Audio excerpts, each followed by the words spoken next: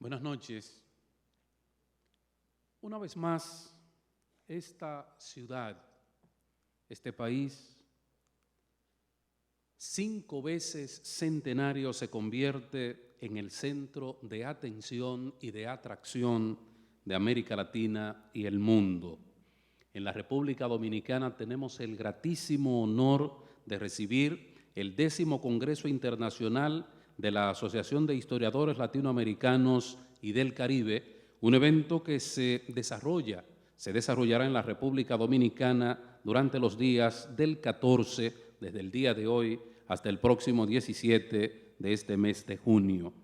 Este evento es organizado por la Asociación de Historiadores Latinoamericanos y del Caribe, la Fundación Global Democracia y Desarrollo, con el coauspicio de la Academia Dominicana de la Historia, la Cátedra Juan Bosch de la Universidad de La Habana, la Universidad Autónoma de Santo Domingo UAS, el Archivo General de la Nación de la República Dominicana.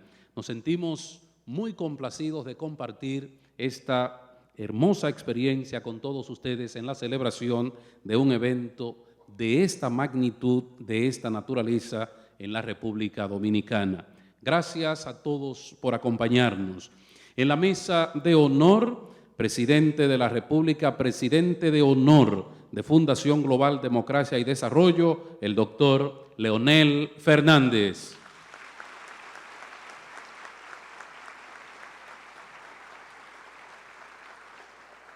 Le acompaña la señora primera dama de la República Dominicana, la doctora Margarita Cedeño de Fernández.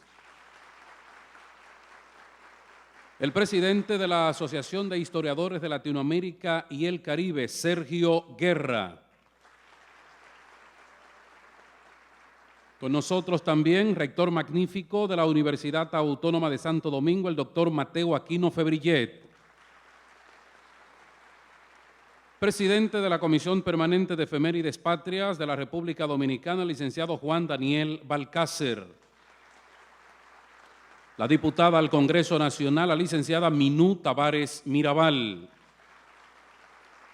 El director ejecutivo de Fundación Global Democracia y Desarrollo, FUNGLO, el doctor Marco Herrera.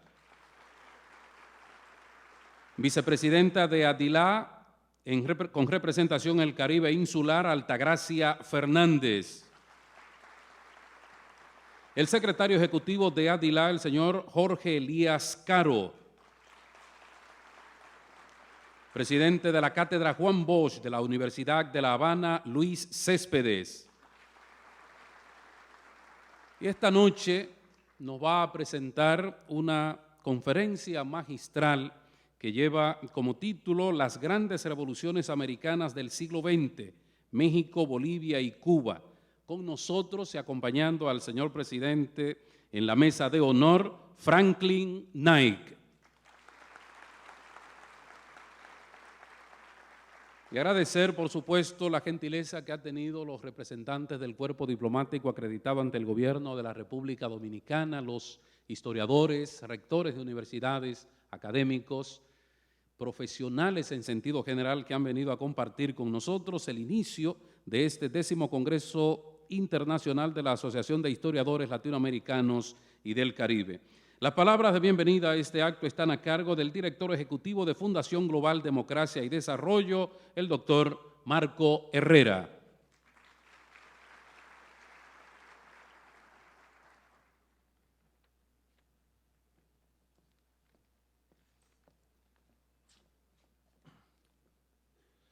Buenas noches. Excelentísimo señor presidente de la República Dominicana, doctor Leonel Fernández Reina, doctora Margarita Cedeño de Fernández, primera dama de la República, doctor Sergio Guerra, presidente de la Asociación de Historiadores Latinoamericanos y del Caribe, ADILAC, doctor Mateo Aquino Febrillet, rector magnífico de la Universidad Autónoma de Santo Domingo, distinguidos miembros de la mesa de honor, distinguidos ministros, invitados internacionales, historiadores que nos acompañan desde toda la región de Iberoamérica, académicos, profesores, estudiantes, amigos todos. En nombre de la Fundación Global Democracia y Desarrollo, me complace mucho darles la bienvenida a este 10º Congreso Internacional de la Asociación de Historiadores Latinoamericanos y del Caribe, ADILAC, cuyo tema principal consiste en las revoluciones del siglo XX en América Latina y el Caribe. Los procesos revolucionarios, independientemente de su naturaleza, han marcado la historia latinoamericana. Desde los episodios independentistas que en los últimos años han visto llegar sus bicentenarios, hasta las revoluciones de carácter social y democrático que caracterizaron el siglo XX, son precisas estas últimas que ocuparán el tiempo de 101 brillantes académicos e historiadores que analizarán desde sus múltiples perspectivas y criterios las principales revoluciones de nuestro continente desde el año de 1900. Durante los próximos días, en el marco de este Congreso de la ADILAC, realizaremos decenas de conferencias, paneles y talleres sobre los procesos de convulsiones sociales acaecidos en distintos lugares de América Latina y el Caribe. De manera específica, la Revolución de México, los procesos revolucionarios de Bolivia, la Revolución Cubana, la Revolución de Abril de la República Dominicana y la Revolución Sandinista de Nicaragua. Esperamos facilitar con esta actividad un espacio donde sean analizadas las particularidades de cada proceso, pero sobre todo, esperamos aportar un ejercicio que nos permita recorrer muchas situaciones que, a pesar de sus particularidades, parecen igualmente reeditar muchos de los hechos que han hecho que han definido el devenir histórico de América Latina. El paso del continente de gobernantes como Fulgencio Batista, los Somoza, Porfirio Díaz, Victoriano Huerta y Rafael Leónidas Trujillo trajo violaciones, restricciones, pérdidas irreparables a millones de ciudadanos de América Latina. Pero esta misma coincidencia fue lo que permitió el surgimiento de héroes revolucionarios e históricos e inspiradores como Ernesto Che Guevara, Fidel Castro, Pancho Villa o Manolo Tavares Justo. De esta fascinante forma, hechos que han representado las épocas más difíciles y dolorosas del continente han llevado al surgimiento de líderes históricos que han trascendido las décadas y las fronteras. Ahí radica en cierta medida la contradicción de nuestras revoluciones, en la agridulce mezcla de las marcadas pérdidas con los anhelados triunfos. Sociedades similares pero a la vez distintas han llegado al mismo punto. ¿Qué cosas suceden por igual al inicio del siglo XX en México, a mediados del siglo en Cuba, Bolivia y República Dominicana, y en la última veintena en Centroamérica, que a pesar de la diferencia entre regiones y épocas, todos desembocan en procesos similares de convulsión, revueltas y cambios extremos? Invariablemente, circunstancias similares conllevan a resultados similares con características distintas. Las presiones sociales y políticas del continente han sido así los catalizadores de grandes movimientos, algunos aislados y otros de consecuencia continentales. Y no importa la naturaleza de la revolución, podrá ser socialista, nacionalista, progresista, liberal, política o democrática. Podemos compartir o no la ideología que la mueve y la estructura. Las generaciones futuras podrán venerarlas o condenarlas, pero invariablemente las revoluciones tienen otro gran punto de coincidencia. Son paradigmas de convicciones, de ideales y de lucha.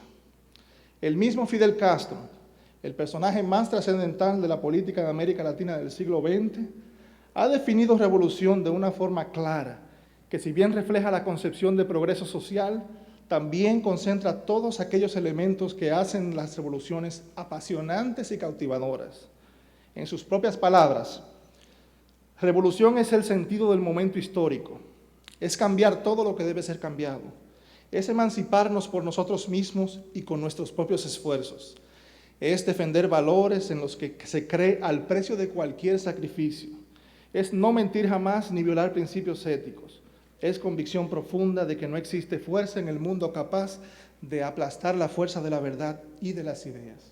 Fin de la cita. Esa es la parte de la faceta idealista e inspiradora de las revoluciones que por décadas conquistó a nuestra más ferviente juventud. Ahora bien, más allá de esas visiones y convicciones, constituyen procesos revestidos de un marcado interés social, político y económico que ha moldeado las sociedades latinoamericanas que hoy conocemos. De ahí, el estudio de las revoluciones latinoamericanas del siglo XX va mucho más allá de sus ideales. Su análisis objetivo harán que se desprendan las explicaciones y consecuencias de los principales procesos sociales y políticos de la historia de todo un centenario. En consecuencia, el estudio de estos puntos de ruptura política y social no debe ser solo objeto de estudios por parte de historiadores y académicos. Bajo esta perspectiva, debe formar parte de las inquietudes y reflexiones de todos los miembros de las actuales generaciones que disfrutan las libertades y las conquistas que en su momento parecían imposibles y muy lejanas. Por estos motivos, hoy nos complace dejar inaugurada una iniciativa que por 4 días permitirá que nuestro país se convierta en el centro principal de pensamiento histórico latinoamericano y latinoamericanista. Nuestra expectativa va más allá de lograr los valiosos intercambios que protagonizarán nuestros distinguidos académicos e historiadores. Esperamos que también constituya un catalizador para relanzar el interés en las nuevas generaciones por el estudio y el análisis de nuestra historia y dentro de ella de nuestras revoluciones. La fecha no puede ser más propicia para este acto.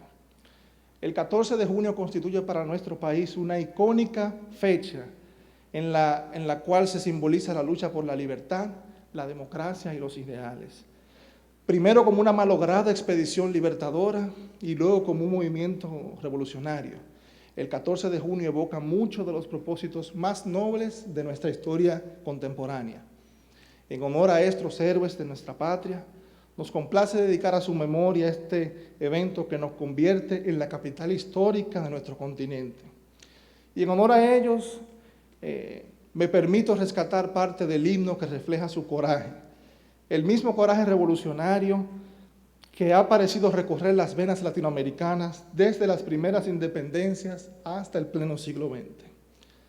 Llegaron llenos de patriotismo, enamorados de un puro ideal, y con su sangre noble encendieron la llama augusta de la libertad.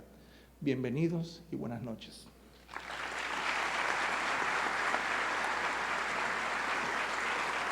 Las palabras de bienvenida a este acto a cargo del doctor Marco Herrera, director ejecutivo de Fundación Global Democracia y Desarrollo.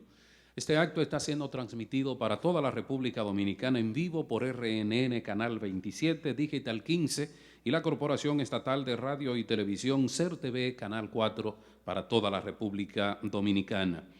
Inmediatamente, señoras y señores, escuchemos las palabras en la voz del presidente de la Asociación de Historiadores Latinoamericanos y del Caribe, el doctor Sergio Guerra Vilaboy.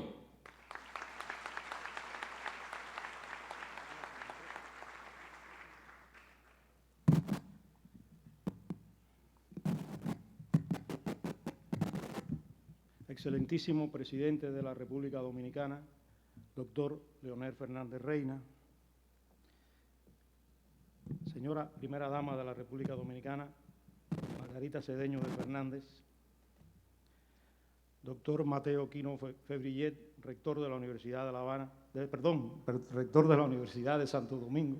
Es que me siento tan a gusto acá que me parece que estoy en la Universidad de La Habana.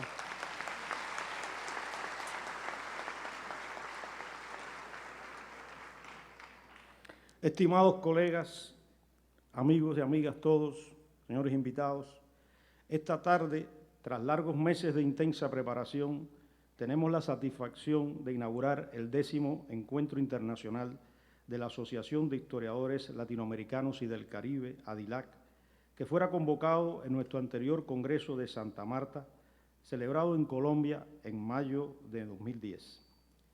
La idea de hacer este encuentro internacional de historiadores en la República Dominicana y dedicarlo al tema de las revoluciones en la historia de América Latina y el Caribe siglo XX corresponde al presidente Leonel Fernández Reina, quien nos ha brindado todo su respaldo y apoyo personal para el desenvolvimiento exitoso de este Congreso. Con anterioridad, el propio presidente Fernández nos compulsó a organizar, con el concurso de la ADILAC, otras 2 reuniones internacionales de historiadores en esta hermosa capital dominicana.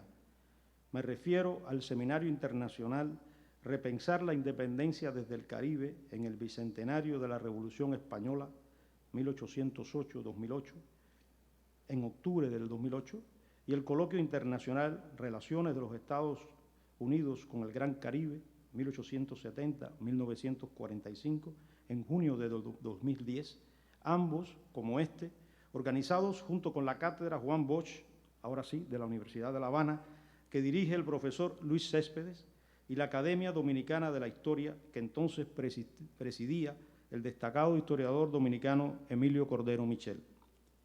Desde su nacimiento en México en 1974, cuando fue fundada por un representativo grupo de historiadores, sociólogos y otros cientistas sociales latinoamericanos, muchos de ellos exiliados en ese país, la DILAC, que hoy cuenta con más de 3.000 asociados, se ha orientado a promover el desarrollo de los estudios históricos, mejorar las comunicaciones, contactos y las propias condiciones de trabajo de los historiadores latinoamericanos y latinoamericanistas, para lo cual periódicamente organiza congresos y talleres científicos, ciclos de conferencias y edita libros y publicaciones periódicas en papel y formato digital.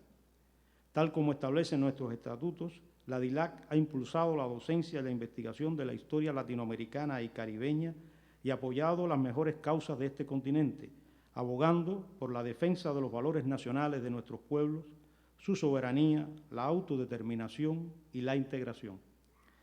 Todos los congresos y diferentes talleres y seminarios internacionales organizados por la DILAC sobre palpitantes temas de la historia de nuestro continente, como los últimos realizados en Cádiz, noviembre de 2009, Quito, agosto de 2010, y La Habana, noviembre de 2010, han arrojado, sin duda alguna, fructíferos resultados.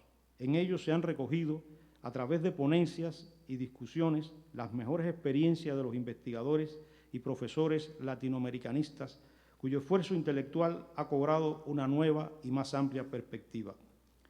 Nuestras reuniones también han contribuido al desarrollo de la historiografía latinoamericana contemporánea, que se ha enriquecido con el esfuerzo coordinado de los científicos sociales vinculados a nuestra asociación.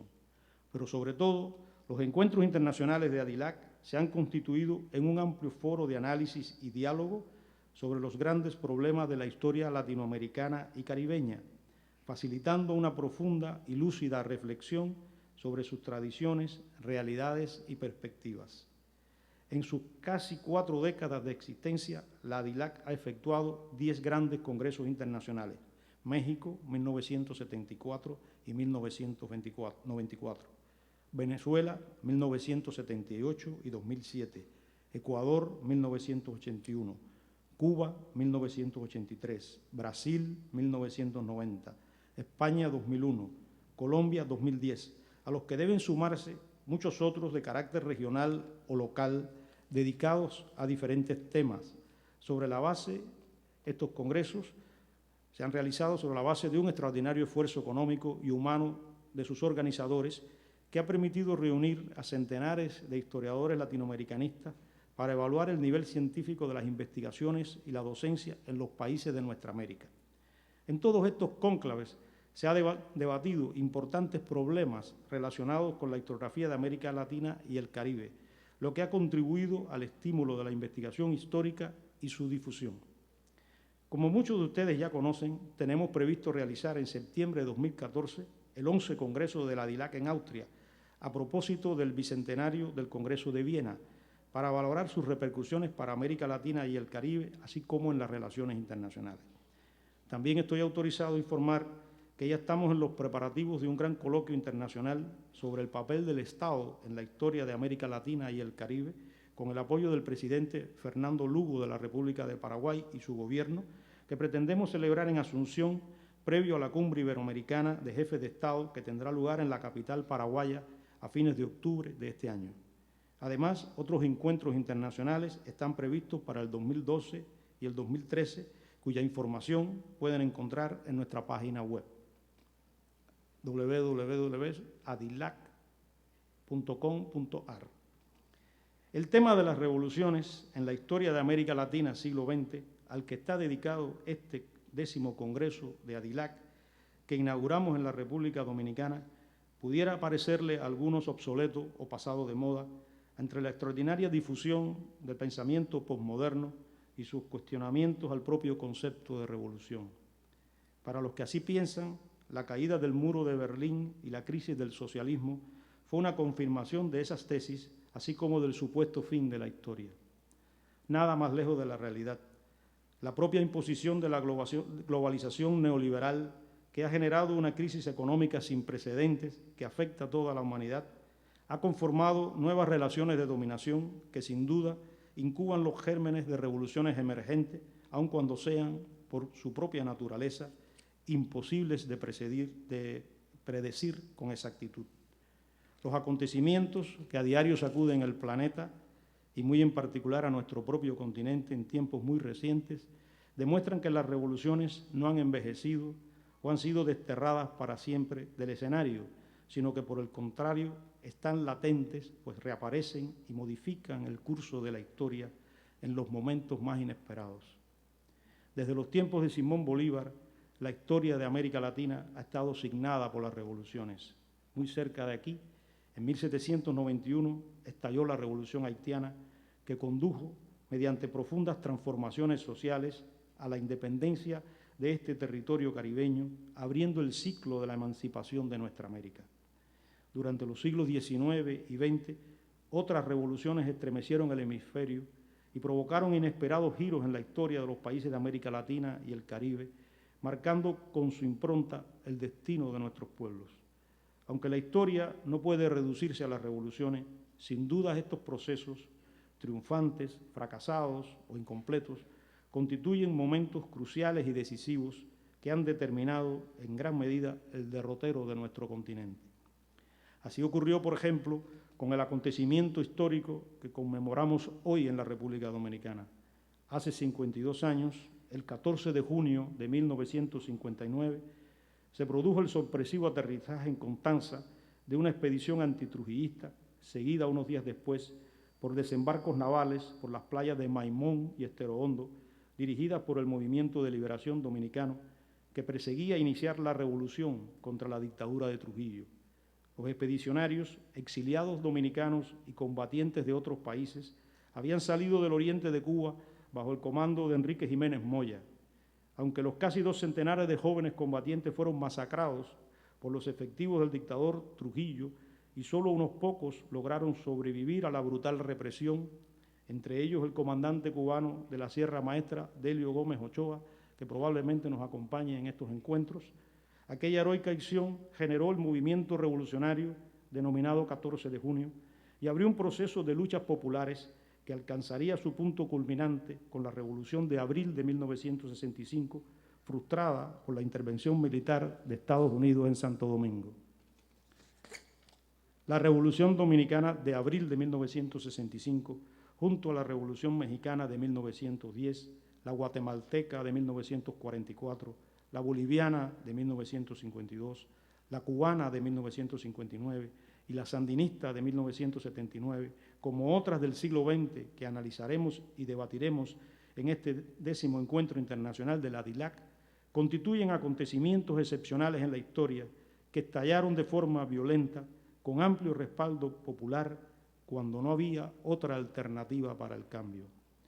Por eso las revoluciones sociales se proponen transformar el injusto régimen vigente para resolver tareas impostergables y problemas apremiantes que incumben a toda la nación. Cuando logran triunfar, lo que no siempre ocurre, no se limitan a la simple modificación de un gobierno, sino que dan nacimiento a un nuevo orden que transforma en profundidad las condiciones y relaciones de toda la sociedad. Como sabemos, Carlos Marx incluso consideró a la revolución como la locomotora de la historia, aunque autores más contemporáneos, como Walter Benjamin, han advertido que tal vez las cosas sean diferentes y las revoluciones solo sean la forma en que la humanidad que viaja en ese tren jala el freno de emergencia. El estudio del tema de las revoluciones, al que está dedicado este 10º Congreso Internacional de la DILAC, como otros de la atribulada y apasionante historia de nuestra América, debe permitirnos a nosotros, historiadores latinoamericanos y caribeños, así como latinoamericanistas de otras partes del planeta, partir de la realidad de este continente para, con nuestro conocimiento científico, como abogada, el querido historiador brasileño ya desaparecido, José Roberto do Amaral Lapa, uno de los fundadores de ADILAC, podamos de alguna manera contribuir a que sean incluidas en la historia y tratadas con dignidad y respetos las multitudes de miserables, de menores abandonados, de mujeres, indios y negros, junto a otros sectores discriminados que claman en las puertas de la historia y en las puertas de los historiadores. Ese reclamo que sopla como un viento fuerte sobre nuestros sueños seculares por la ética y contra la corrupción, contra la alianza del crimen organizado con el narcotráfico y el clamor por los derechos humanos y la justicia social, es el llamado que la DILAC también debe escuchar, pues ella es una de las voces por la que habla la historia.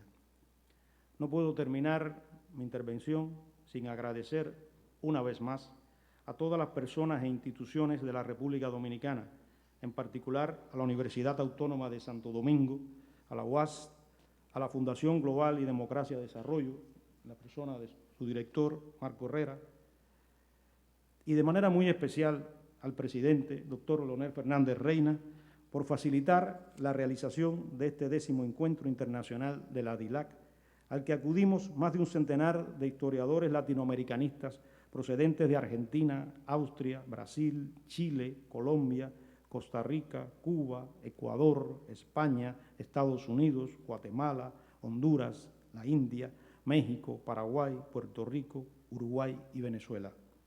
Las magníficas condiciones creadas en esta ciudad, que de forma tan cálida nos acoge, sin duda nos permitirán desarrollar con éxito nuestro trabajo académico, centrado en el rescate de la memoria y del papel de las revoluciones en la historia de nuestros pueblos y naciones. Muchas gracias.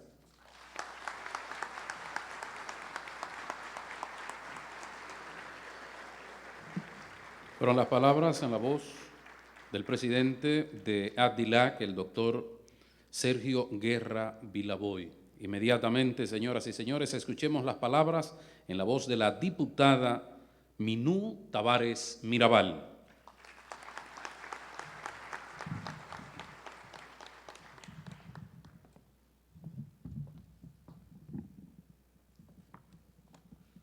Excelentísimo señor presidente, doctor Leonel Fernández Reina, señora primera dama de la República Margarita Cedeño de Fernández, señor rector, magnífico rector de la Universidad Primada de América, la Universidad Autónoma de Santo Domingo, señores integrantes de esta mesa de honor, señoras ministros, señoras ministras, señores historiadores que nos visitan en ocasión tan importante como esta. Muy buenas noches. Quisiera empezar agradeciendo a los organizadores de este evento la invitación que me han hecho a dirigirles un saludo al momento que inician las actividades del 10º Congreso Internacional de la Asociación de Historiadores Latinoamericanos y del Caribe. Quiero, en mi condición de política, participar de este esfuerzo de una comunidad de científicos, de historiadores, hombres y mujeres que buscan recuperar científicamente el pasado de humanas y humanos. En cambio, para nosotros los políticos, tan esclavos de los análisis de coyuntura, que no son más que la limitación temporal más reducida del conocer, la historia con frecuencia está a nuestras espaldas. Un político es un buen político en la medida en que es capaz de anunciar el porvenir, cambiando el presente. El pasado que ustedes nos traen, el presente que nos incomoda y el futuro que deseamos tienen en los políticos y en los historiadores, actores de primer orden. Sobre todo en este congreso en que el tema central de la reflexión es el de las revoluciones. Y las revoluciones son, en la historia, nada más y nada menos que el más grande de los actos de creación política. Recuperamos especialmente hoy y ante ustedes el 14 de junio de 1959.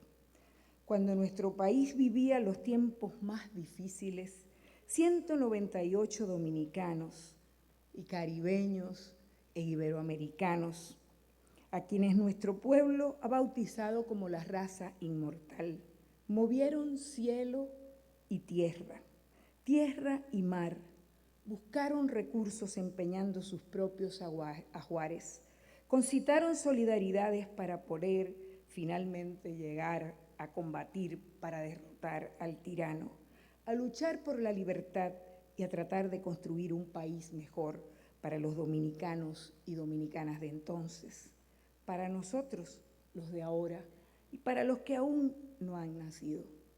Fueron apresados, torturados con crueldad y vileza, y finalmente fusilados casi todos. Pocos meses después, desafiando abismos, inspirados en los objetivos, las metas y los programas de aquellos héroes, cientos de otros dominicanos y dominicanas fundaron el movimiento revolucionario posterior que recogió su bandera libertaria y democrática.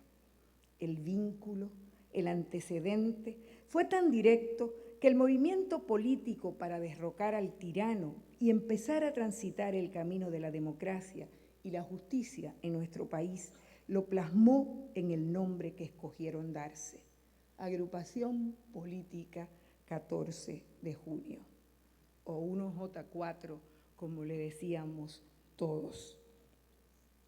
Hace tan solo 2 horas, cuando tuve el honor de dirigirme a los 390 graduandos de la Universidad Autónoma de Santo Domingo, Primada de América, que celebra cada año en esta fecha como manera de homenaje uno de sus actos formales de investidura, les recordaba aquella conocida afirmación de Lucien Febvre en sus combates por la historia. La historia responde a las preguntas que el hombre de hoy se plantea necesariamente. ¿Cuáles son esas preguntas que ante los desafíos y retos que tenemos como generación debemos hacernos necesariamente hoy? Permítanme, como lo hice con ellos, parafrasear a mi padre, Manolo Tavares Justo, héroe cuya memoria recordamos también, y preguntarnos, desde la historia y desde la política, ¿cuáles son hoy las escarpadas montañas de Quisqueya? ¿Qué significa en pleno siglo XXI ir hacia ellas, alcanzar sus cumbres? Esas son preguntas que nos toca hacernos y nos corresponde a todos, entre todos, contestarlas. Si queremos encontrar el camino hacia ese futuro que desarrolle nuestras potencialidades como país, debemos beber de las fuentes en las que nacen las utopías que nos han dado origen, redescubrirlas, conocer cuáles fueron los anhelos de nuestros héroes y nuestras heroínas. En otras palabras, el presente nos conecta con un pasado que no podrá estar jamás ausente de lo que seremos mañana. En el pico más alto de nuestra cordillera central, hoy tenemos una nueva Carta Magna, cuyos postulados requieren ser concretados. Para que tengan éxito, deberemos enterrar la vieja y nefasta idea de la Constitución como un pedazo de papel. Ya en 1962, mi padre, Manolo Tavares Justo, señalaba que ese extremado desdén a la autoridad constitucional era la principal amenaza a la estabilidad de un gobierno democrático y ordenado en la República Dominicana. Por ello, en este presente que sueña un futuro mejor para todos y todas los que habitamos este país colocado en el mismo trayecto del sol, entiendo urgente que demos el paso definitivo e impostergable hacia el nacimiento de una verdadera cultura constitucional. No es posible el progreso sin la cultura de un único imperio, el de la Constitución, el del respeto a la Constitución y a las leyes. Vivimos en una sociedad, en un país, en el que no se exigen derechos, se piden favores. Y mientras no tengamos ciudadanos y ciudadanas convencidos de que tienen derechos, mientras no los hagamos valer, no hay libertad ni Estado de Derecho posible. Dominicanos y dominicanas, tenemos que confiar en las conquistas que alcanza nuestra democracia, fiscalizarlas, defenderlas y ayudarlas a evolucionar desde cualquier ámbito en que nos encontremos. No hay excusas. Para conseguirlo, debemos también trabajar duro en nuestro sentido de la valía personal, en nuestro amor propio y nuestras pericias, en nuestras suficiencias a nivel individual y colectivo, base de la confianza como sociedad, como país. El reconocimiento de nuestros avances y de nuestros desafíos, de nuestras lealtades con los mejores intereses de la patria dominicana, debe ser la mejor herencia del 14 de junio. Finalmente, espero que esta actividad académica nos ayude a asumir y comprender las revoluciones, objeto de este Congreso, como el minuto máximo de la acción política, un instante en el que presente se hizo, se hace y se hará futuro para que otros como ustedes reproduzcan a las generaciones venideras la acción decidida y valiente de políticos que aspiramos a que nuestro esfuerzo de hoy tengan esa vocación de futuro que toda revolución contiene y que nos corresponde a todos y a todas impedir que sean solo cosa del pasado. Muchas gracias.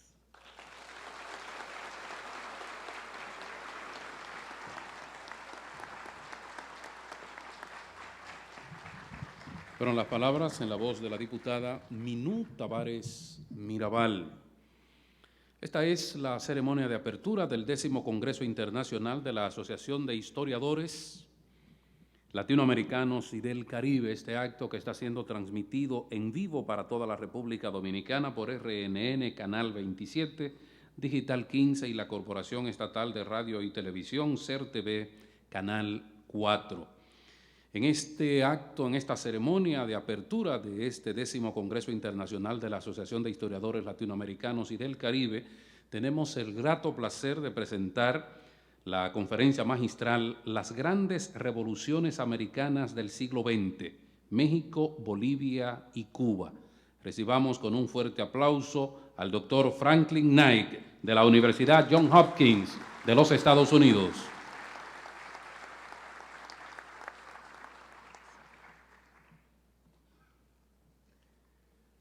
Excelentísimo presidente, primera dama de la República, miembros de honor de la alta mesa, distinguido público, colegas todos. Me agradezco el comité organizador de la REGILAC invitarme para pronunciar unas palabras esta noche en este evento bien significativo para nosotros, no solo en el Caribe, sino en América Latina.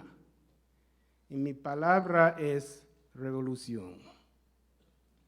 Y la palabra revolución tiene una larga historia. Como sucede en muchas otras palabras, el significado de revolución ha cambiado durante los siglos. El concepto de revolución, que se encuentra comúnmente en el vocabulario, tiene un origen latín porque, por supuesto, todos los libros académicos eran en latín y al principio formaba una parte de la ciencia astronómica. El uso científico popular moderno proviene de Nicolás Copérnico, cuya publicación importante salió en el último año de su vida, de Revolutionibus. Y hasta hoy tenemos esta referencia para la palabra que indica que se forma parte de su teoría heliocéntrica, y entre sus muchas proposiciones se encontraba la del universo compuesto por círculos concéntricos, formando un circuito de cuerpos celestiales en cuyo centro no se encontraba nuestro mundo. Las ciencias físicas y naturales ofrecen una perspectiva de revolución como movimiento repetido a lo largo de un circuito establecido con ninguna referencia, por lo menos referencia explícita, a la velocidad de las revoluciones. A finales del siglo XVII, la palabra revolución pasó a las lenguas vernáculas o locales de los europeos. El Parlamento inglés utiliza la palabra o la frase revolución gloriosa para el derrocamiento del rey católico Jaime II en 1788 y su sustitución por el holandés protestante Guillermo III de Orange-Nassau con su reina inglesa María II. Pero derrotar a un monarca no indica por sí mismo un cambio revolucionario. Esta así llamada Revolución Gloriosa de los ingleses de 1688 fue nada más que un golpe de Estado muy diferente a los tipos de revoluciones ocurriendo en la época de revoluciones entre 1766 y 1815, o esas del siglo XX. Sin embargo, debemos a los filósofos franceses, sobre todo a Guillermo Thomas François Renaud y a Denis Diderot, la popularidad de la palabra revolución y su inclusión en los discursos políticos. Empezando a mediados del siglo XVIII, revolución aparece en casi todos los discursos políticos comunes y se encuentra en la publicación extraordinaria de Renaud y Diderot, que comienza así: ningún evento ha sido tan interesante para la humanidad en general y a los habitantes de Europa en particular como el descubrimiento del Nuevo Mundo y el pasaje a la India por el Cabo de Buena Esperanza. Dio origen a una revolución en el comercio y en los productos y en los poderes de las naciones, así como en las costumbres, la industria y el gobierno del mundo entero. Todo se ha cambiado y sigue cambiando, pero es una pregunta válida si las revoluciones del pasado o las que en adelante deben llevarse a cabo han sido o pueden ser de alguna utilidad para la raza humana. Se aumenta la tranquilidad, la felicidad y los placeres de la humanidad. Pueden mejorar nuestro estado actual o solo cambiarlo. Fin de cita. Sin embargo, en el caso de un cambio político, la palabra debe indicar en su sentido más importante una transformación fundamental en la base social del poder político.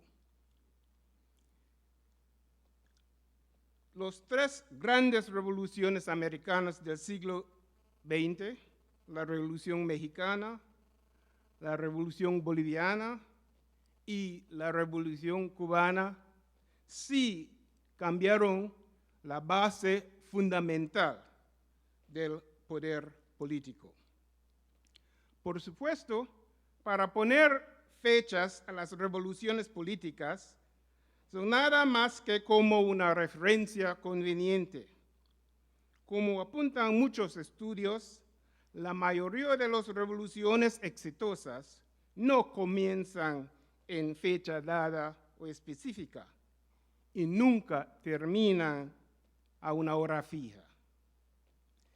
Así se nota en el caso de la Revolución Mexicana.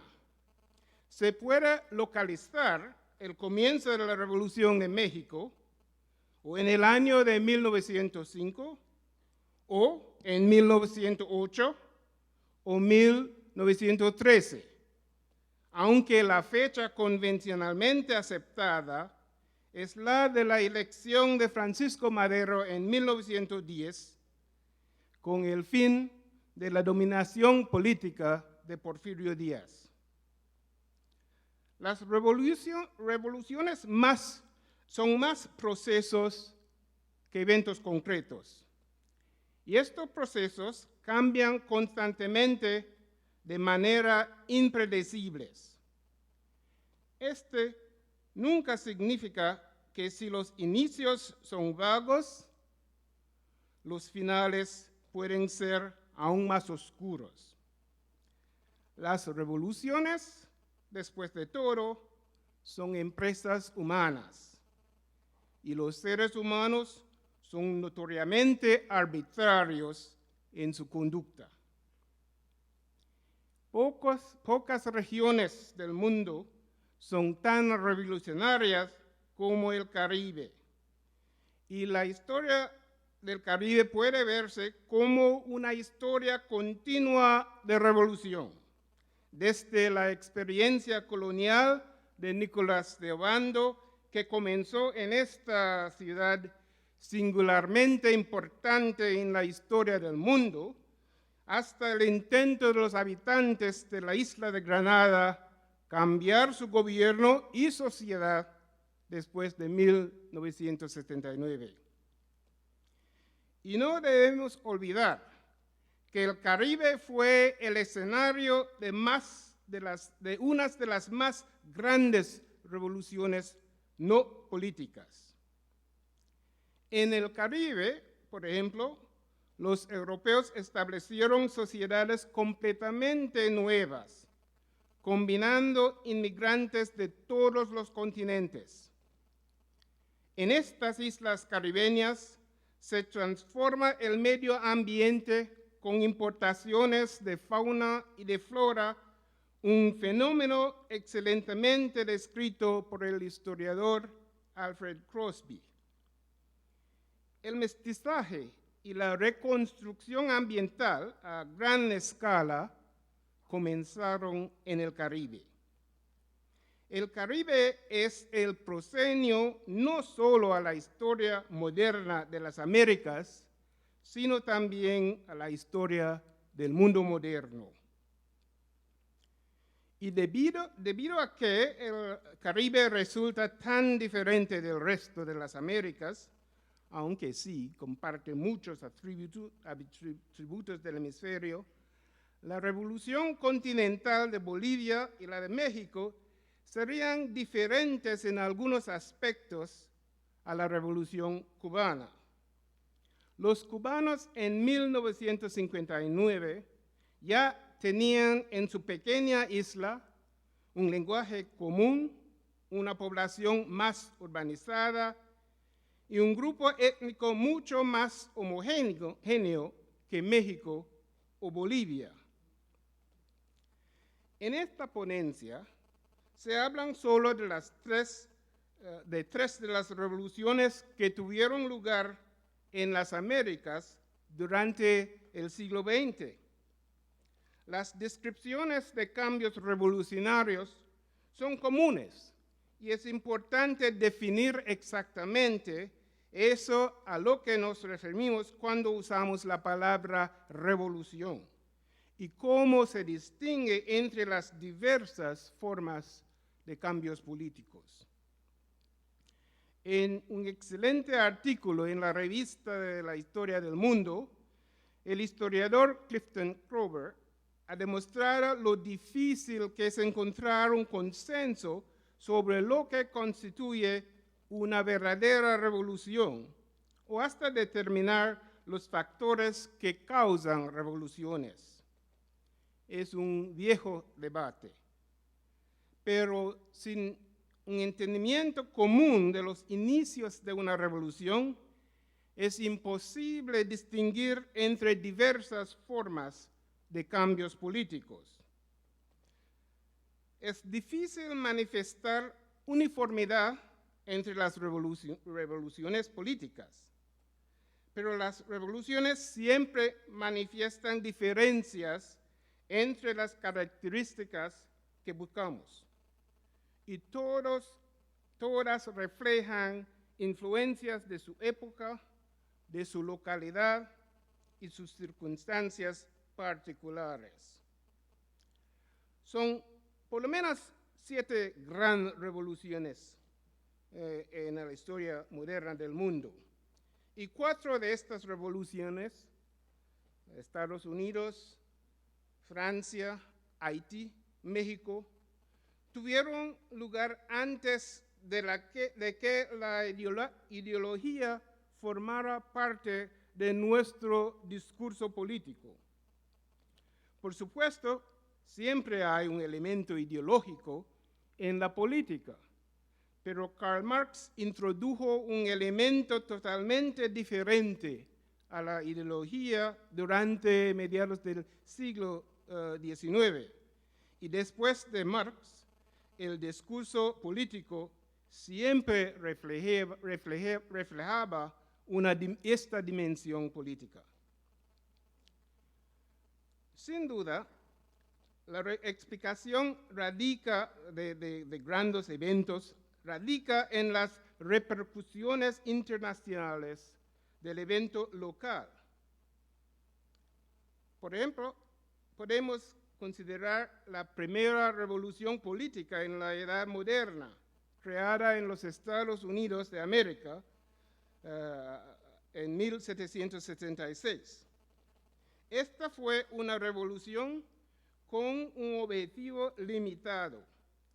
En esta revolución se construyó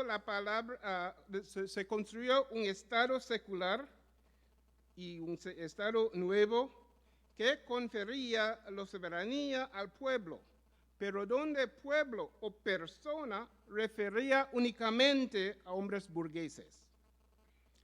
La Revolución Americana excluyó de la participación política a todos los pobres de todas razas, clases y condiciones, así como a todas las mujeres. Fue una revolución diseñada para defender y ampliar los derechos de propiedad, incluyendo el derecho de considerar propiedad a otros seres humanos. La esencia de la grandeza de la Revolución Americana se halla en su forma constitucional, y por esa razón, algunos historiadores, como el historiador Jack Green, sugieren que la Revolución Americana no era en absoluto revolucionaria. La Revolución Francesa comenzó como una copia de la Revolución Americana, pero casi inmediatamente se encontró con la complicación de querer establecer cambios a través del imperio. La palabra crucial para los franceses no era personas, como en los Estados Unidos, sino ciudadano, quien iba a poder ser legítimamente incluido en la nueva nación francesa. Con la participación de varios grupos dentro de su imperio de ultramar, la Francia del siglo XVIII no podría definir la ciudadanía sin redefinir también la definición de raza y la condición social de los habitantes del país en su totalidad. Pero los franceses, al tratar de llegar a un acuerdo sobre la ciudadanía y poner fin a ese problema eterno, se convirtieron en un país mucho más inclusivo que su modelo adoptado de la Revolución Americana, convirtiendo a los Estados Generales en una Asamblea Nacional de Francia, incluyendo las colonias. Francia otorgó a una recién definida soberanía a una base social mucho más amplia que la que recibió en Filadelfia en 1776. En el caso de Haití, es fácil concluir que este evento fue el más revolucionario, más profundo y más inclusivo entre todas las revoluciones modernas. Los haitianos no solo crearon un Estado nuevo, al igual que los norteamericanos, y una nueva forma de gobierno, al igual que los franceses, sino también establecieron principios básicos universales de los derechos humanos. Los haitianos transformaron completamente la economía de su nuevo Estado y en el caso de Haití encontramos al mismo tiempo cambios políticos, cambios sociales, cambios económicos y cambios culturales. Después de todo esto, Haití se convirtió en el paradigma de las grandes revoluciones. En nuestro estudio de las grandes revoluciones del siglo XX, deben hacerse dos observaciones importantes. La primera es que revoluciones políticas se distinguen por un cambio profundo en la base social del poder político. Esta indica la introducción no solo de nuevos individuos, sino también una nueva mentalidad entre los dirigentes del gobierno. Y no todos los cambios son iguales. La historia nunca se repite exactamente, tampoco las revoluciones. La segunda observación es que todas las revoluciones reflejan las condiciones del momento, de la localidad y de las circunstancias prevalecientes. Igualmente, las revoluciones del final del siglo XVIII hasta comienzos del siglo XIX fueron diferentes las unas de las otras. La mexicana, la boliviana y la cubana fueron revoluciones violentas y la violencia normalmente es una característica del cambio político revolucionario. Ningún orden social rinde su posición sin luchar. Sin embargo, es posible hacer revolución sin la violencia excesiva que se encontró en los casos de México, de Bolivia y Cuba. Por ejemplo, la creación del Estado Novo de Getúlio Vargas en Brasil entre 1930 y 1945, o de la Argentina de Juan y Evita Perón entre 1946 y 1955. Y podemos decir igual de los cambios en Venezuela bajo los primeros presidentes del Partido Acción Democrática entre 1958 y 1969, o en España después de la muerte del general Franco. Las revoluciones implican cambios rápidos, pero en la historia se encuentran también cambios revolucionarios con ritmos lentos. Consideramos, por ejemplo, que el periodo de la Ilustración fue un hito revolucionario de los tiempos modernos. Sin embargo, se puede decir que la Ilustración duró, dependiendo de la periodización que se utilice, desde alrededor de 1680 a mediados del siglo XIX. Igual pasó con la Revolución Industrial, que empezó en el siglo XIX y sigue. Y podría citar muchos más ejemplos. La mayor parte de las revoluciones caribeñas han sido lentas, como por ejemplo la Ilustración, la Revolución Industrial, pero en el caso del Caribe son tres que son importantes. La revolución de la colonización, que empezó aquí en la Española, las revoluciones integradas del azúcar y la abolición de los sistemas de esclavitud, que también podría entenderse como una forma de revolución social. El cambio revolucionario fue relativamente lento en México. La revolución articulada en la nueva Constitución de 1916-17 no comenzó antes de la década de 1920 con los presidentes Obregón y Calles, y no llegó a su punto más alto antes de la administración de Lázaro Cárdenas, después de 1934. Por otro lado, la Revolución Boliviana completó sus grandes cambios dentro de 4 años. Y la Revolución Cubana hizo sus cambios más radicales en los 3 primeros años. Las grandes revoluciones del siglo XX de América Latina y el Caribe manifiestan características muy diferentes a las revoluciones de Europa o de Asia. En parte, esto es función de la composición demográfica de las sociedades americanas.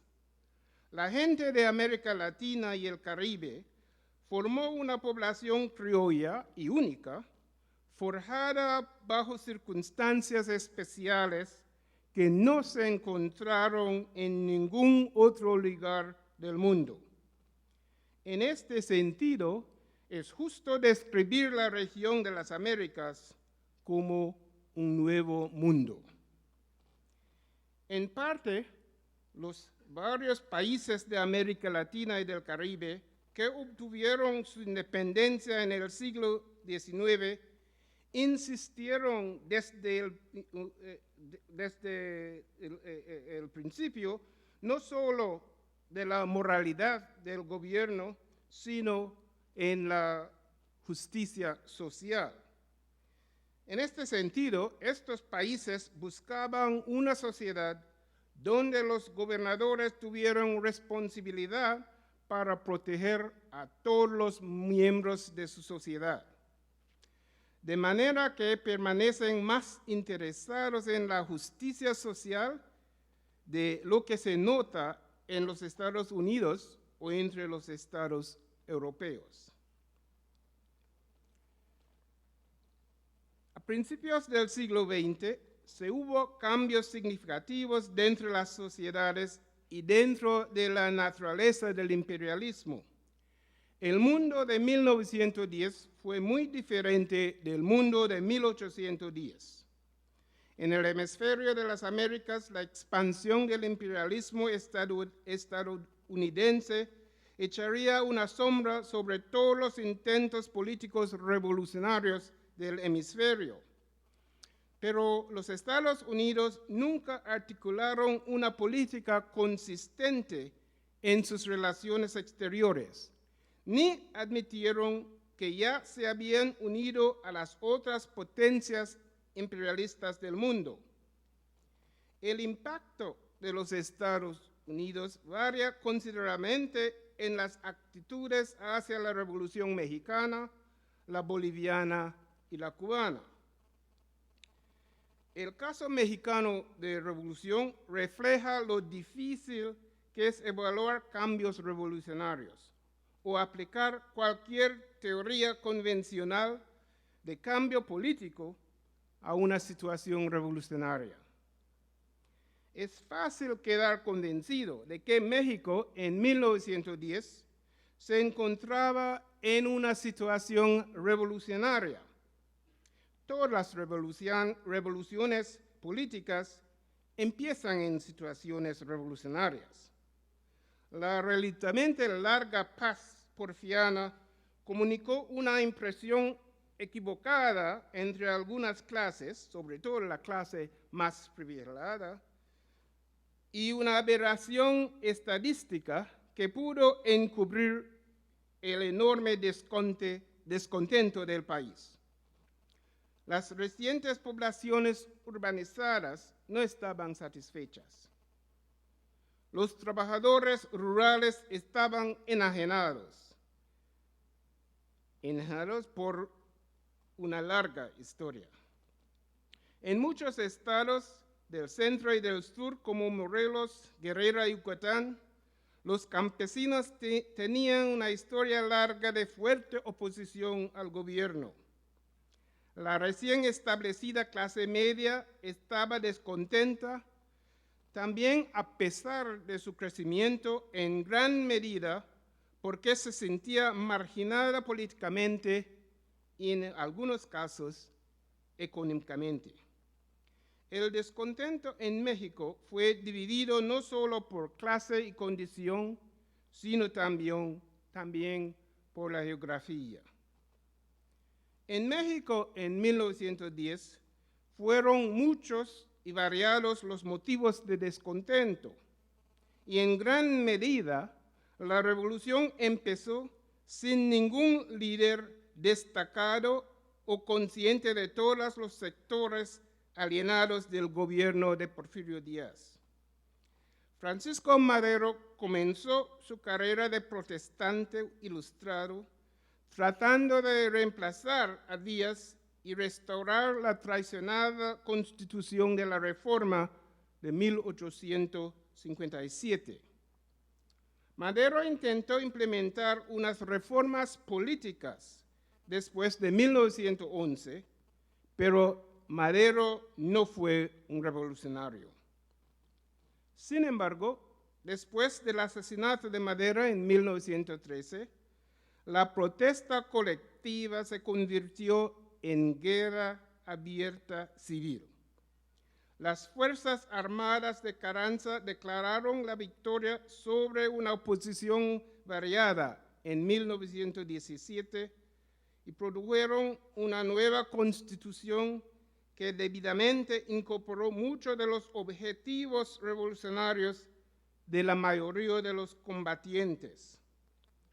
La participación de Estados Unidos en la Primera Guerra Mundial permitió a México redactar su nueva constitución radical sin intervención extranjera.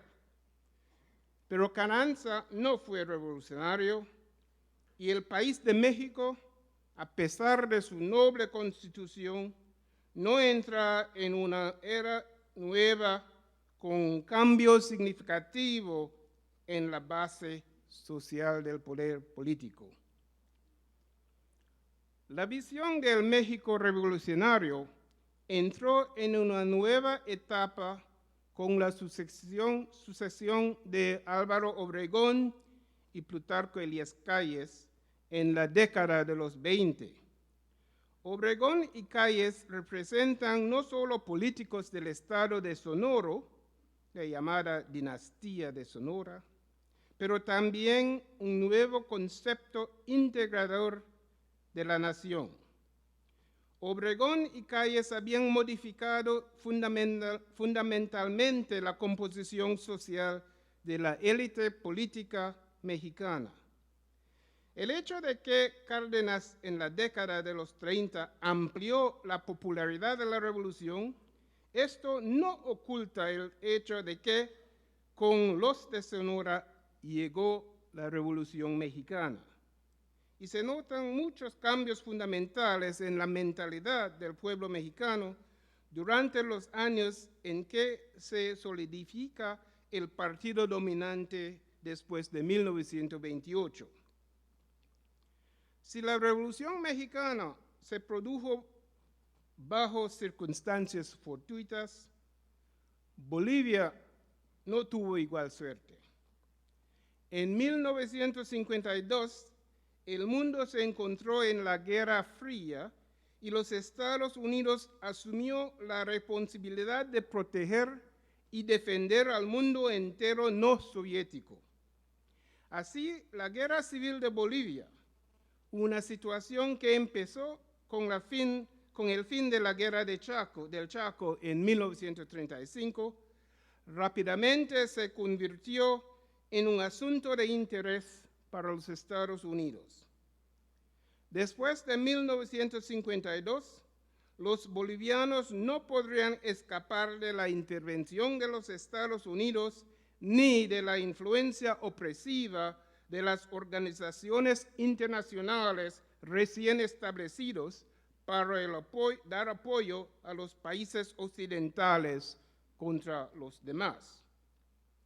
Bolivia, como muchos otros países de América Latina y el Caribe, después de la Segunda Guerra Mundial, tenía muchos problemas económicos, sociales, y estos se acentuaron por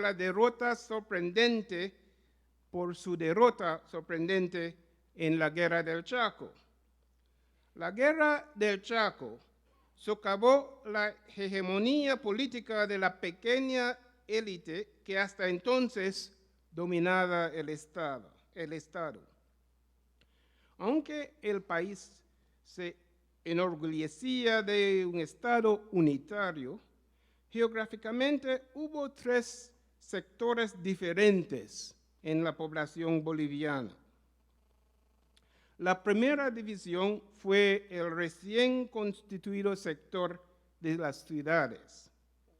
La urbanización de La Paz, Oruro y Sucre produjo una pequeña clase de profesionales y burócratas que a menudo se aliaron con la vieja oligarquía para controlar y manipular el sistema político.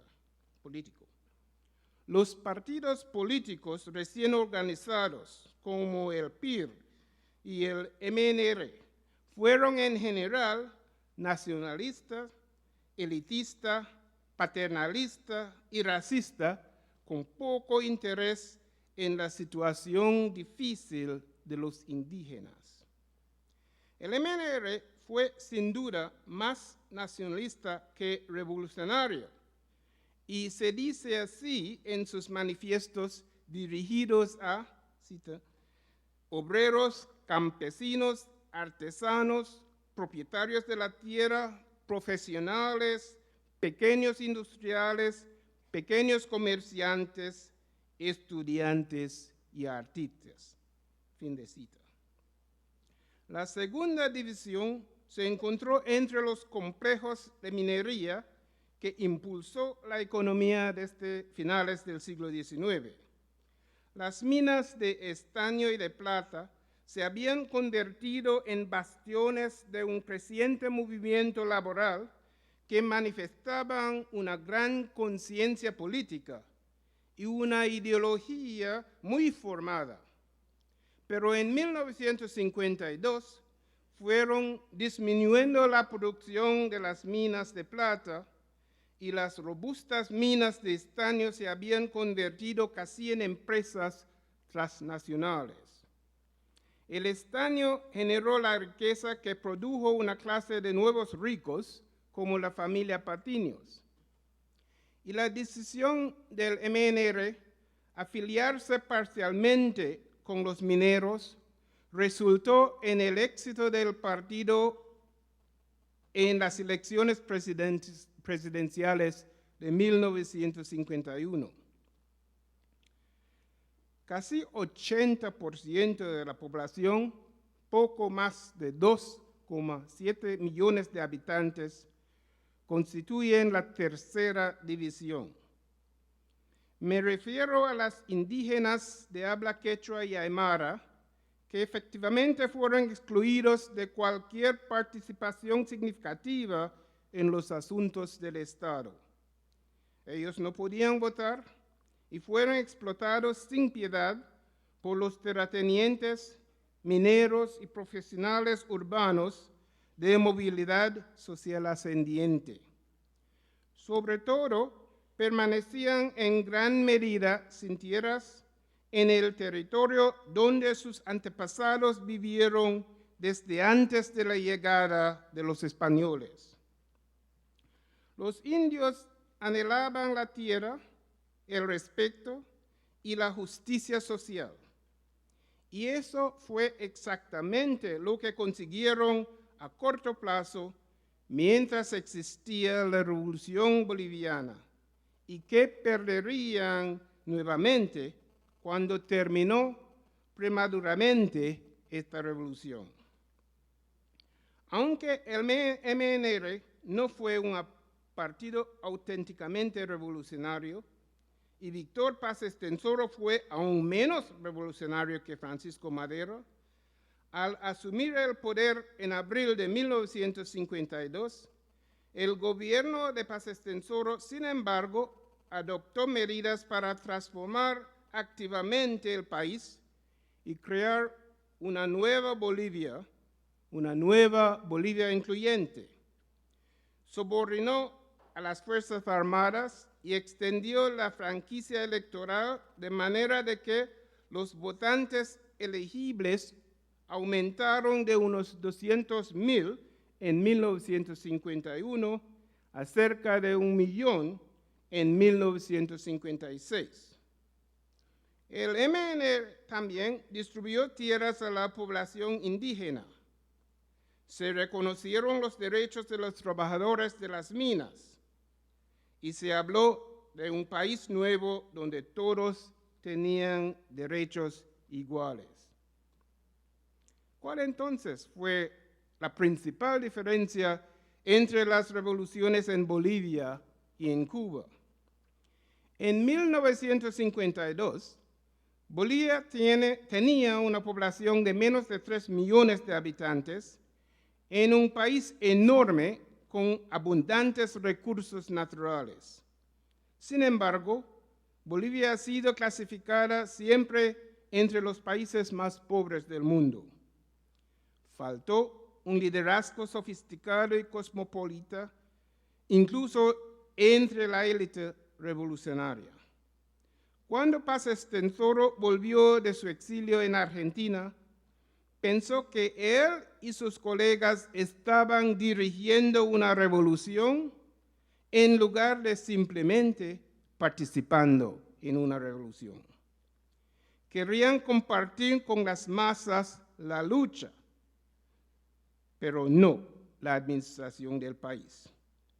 Y cuando las masas abandonaron al liderazgo, fracasó la revolución boliviana. Como el caso de México, Cuba no manifestó ninguna escasez de excelentes líderes capaces durante su periodo de dificultades y así superó sus adversidades. No fue fácil y en algunos casos fue alto el precio.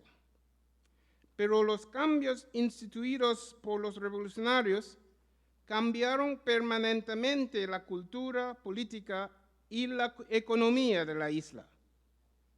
También cambió la posición de la isla dependiente de los Estados Unidos en un país orgulloso y digno participando en la política mundial.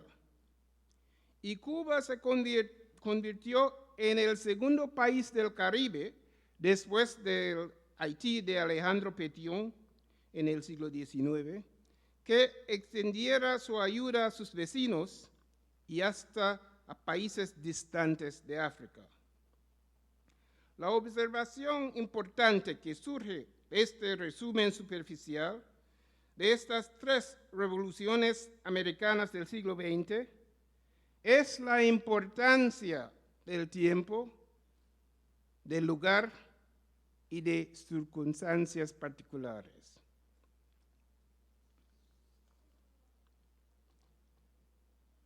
La revolución confrontó muchas de las mismas fuerzas antagónicas, internas y externas de la revolución boliviana. Sin embargo, la revolución cubana resistió a estas fuerzas y logró una notable transformación de la sociedad de la isla. La revolución cubana tuvo éxito donde fracasaron los guyaneses en 1953, los guatemaltecos en 1954 y los granadinos en 1983. Pero al fin y a la postre, una revolución resulta de una combinación fortuita de líderes clasificados y una población marchando en solidaridad. Muchas gracias.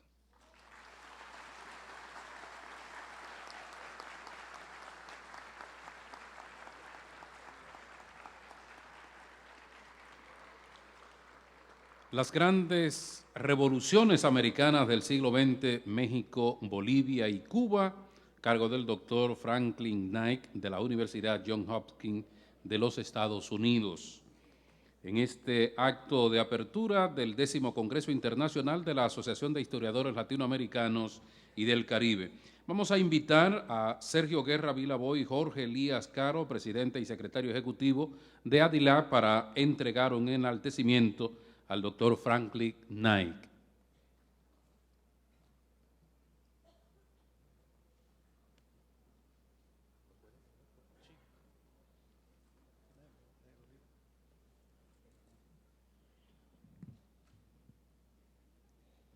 La Asociación de Historiadores Latinoamericanos y del Caribe, ADILAC, otorga la condición de miembro de honor a Franklin Knight por los valiosos aportes a la construcción de la historia y la historiografía de América Latina y el Caribe, dado en Santo Domingo, República Dominicana, a los 14 días de junio de 2011. Jorge Enrique Elías Caro, secretario ejecutivo internacional ADILAC. Altagracia Fernández, vicepresidenta Caribe Insular y comité organizador local. Sergio Guerra Vilaboy, presidente ADILAC.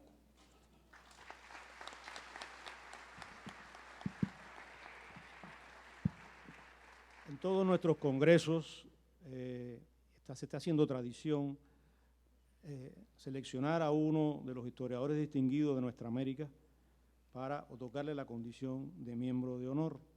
Así lo venimos haciendo desde hace algunos años. En el congreso que celebramos en Venezuela, se la dimos a Miguel León Portilla, es autor de esa obra fabulosa, La visión de los vencidos. También se la dimos en esa oportunidad a Arturo Andrés Roy. En Colombia le otorgamos esa distinción al profesor de la Universidad Central de Bogotá, Otto Morales Benítez, y también en esa oportunidad se la otorgamos al profesor que nos acompaña aquí en este congreso, que fue presidente de la ADILAC, el doctor Jorge Núñez de Ecuador. Y hoy nos honramos con entregarle esta distinción al doctor Franklin Knight, gran amigo y extraordinario historiador. Muchas gracias.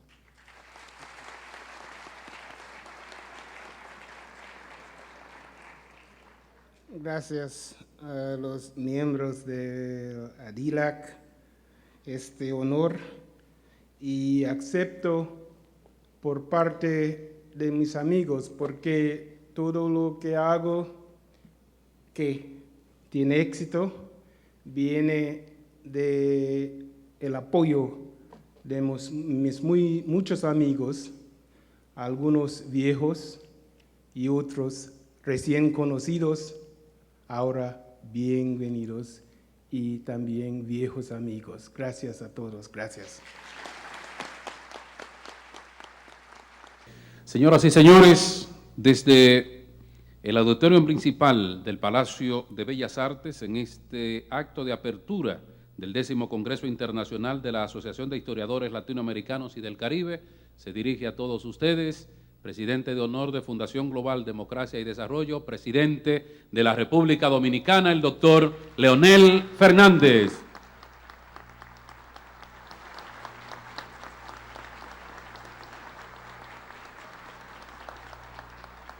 Muchas gracias.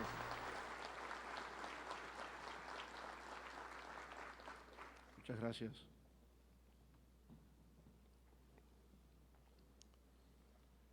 Doctor Sergio Guerra Vilaboy, presidente de la Asociación de Historiadores de América Latina y del Caribe, distinguida primera dama de la República, ustedes saben, como yo digo siempre, doña Margarita Cedeño, la de Leonel,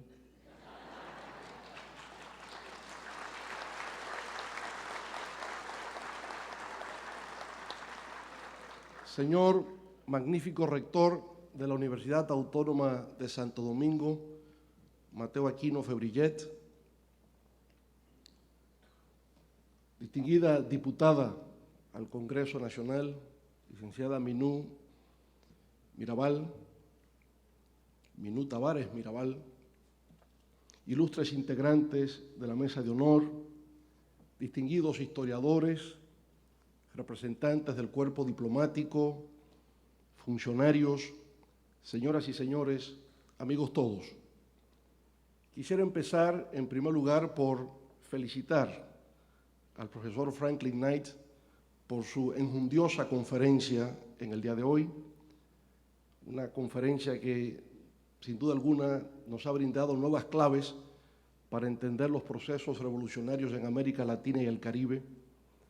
Pero también quisiera extender mis felicitaciones a las palabras introductorias del doctor Marco Herrera, director ejecutivo de la Fundación Global Democracia y Desarrollo, así como al doctor Sergio Guerra también por sus palabras que contribuyeron a esclarecer puntos importantes de la historia contemporánea de América Latina y el Caribe, y a la propia Minú Tavares Mirabal por sus muy elocuentes palabras. Para todos ellos les pido un fuerte aplauso.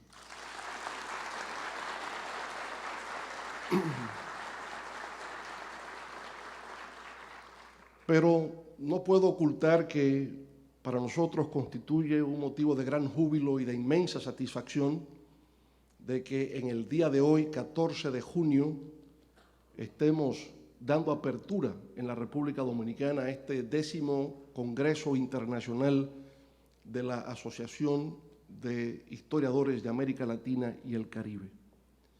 Y como expresó el doctor Sergio Guerra, este encuentro que se está llevando a cabo en el día de hoy y que continuará durante los próximos días, es la culminación, si se quiere, de dos eventos previos que están íntimamente vinculados con este sobre las revoluciones de América Latina en el siglo XX.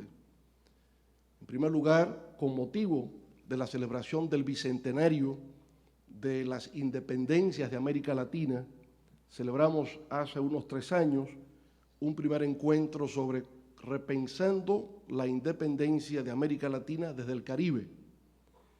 Y como secuencia natural a ese primer encuentro, celebramos un segundo de historiadores sobre la relación de Estados Unidos, América Latina y el Caribe desde 1870 hasta el año de 1914, al inicio de la Primera Guerra Mundial.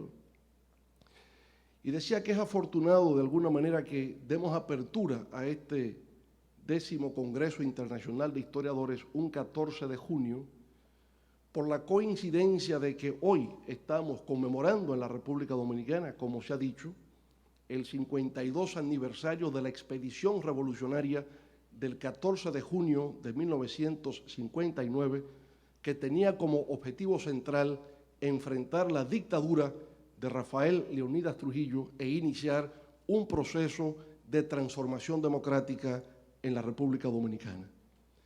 Pero también, feliz coincidencia, hoy se celebra, se festeja en todas partes del mundo el 83 aniversario del natalicio de esa figura emblemática de la Revolución Latinoamericana del siglo XX, Ernesto Che Guevara.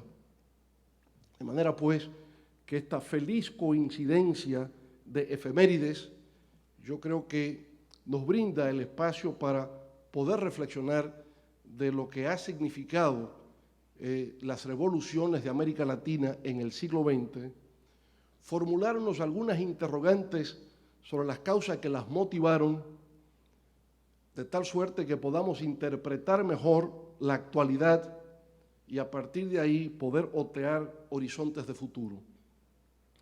Y obviamente que, y yo diría de manera afortunada, al empezar hoy aquí a discernir acerca de la historia latinoamericana y de los procesos revolucionarios del siglo XX, empezamos situando la revolución de Haití en el lugar que se merece.